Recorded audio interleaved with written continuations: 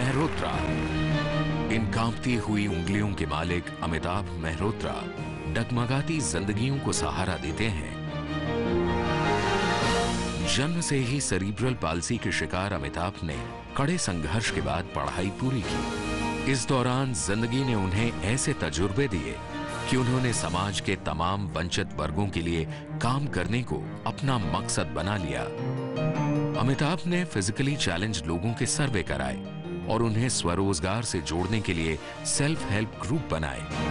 नतीजा ये हुआ कि सैकड़ों फिजिकली चैलेंज लोगों को रोजगार मिला और ये सिलसिला जारी है।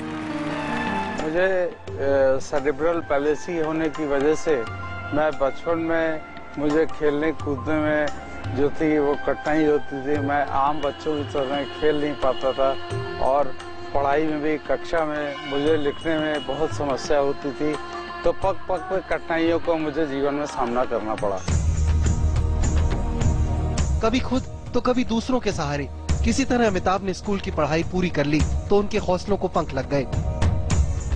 उन्होंने फैसला किया कि अपने जैसे ही नहीं बल्कि समाज के तमाम वंचित वर्गों के लिए काम करेंगे।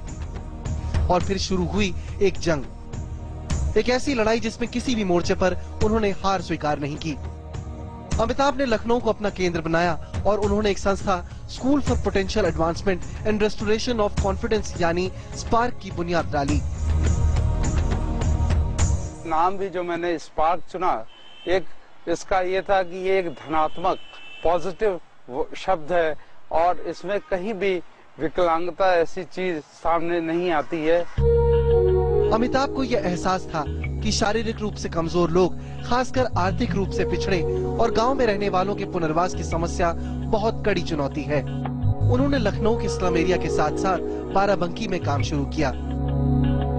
वहाँ पे हमने छोटे छोटे समूहों का गठन किया, समुदाय में जाके लोगों को विकलांगता की जानकारी दी, कैंप्स लगाए और विकलांगों का चिन्हीकरण करके हमने संस्था का पुनर्वास का कार्यक्रम आगे बढ़ाया। अमिताभ ने इस बात को समझा कि विकलांग आपस में मिलकर आसानी से रोजगार शुरू कर सकते हैं। इसलिए उन्होंने ऐसे लोगों के लिए कई सेल्फ हेल्प ग्रुप बनाए जहां आड़ी जरदोजी, मोबाइल रिपेयरिंग सिखाया जाता है। अमिताभ अच्छी तरह जानते हैं कि सेरेब्रल पैलिसी के शिकार बच्चों को शिक्षित करना कितनी बड़ी समस्या है। इसलिए उन्होंने अपनी संस्था के जरिए ऐसे बच्चों के विकास और शिक्षा के लिए ज्योति कुटीर नाम के स्पेशल स्कूल की शुरुआत की। हम शिक्षा के साथ साथ उनकी physiotherapy, occupational therapy, speech therapy, ये सब सेवाएं उनको दिलवाते हैं। साथ में हमारे जो छोटे बच्चे जिनको कुछ मस्तिष्क की भी समस्या, दिमागी समस्या हुई है, तो उन लोगों को हम लोग नित्य जो रोजमर्रा के काम है इन सब पे भी हम लोग जोर देते हैं। अमिताभ का मानना है कि इंसान किसी भी तरह आत्मविश्वास पैदा कर ले, फिर वो शारीरिक रूप से कमजोर क्यों ना हो, वो शान से जीने का हक हासिल कर ही लेता है।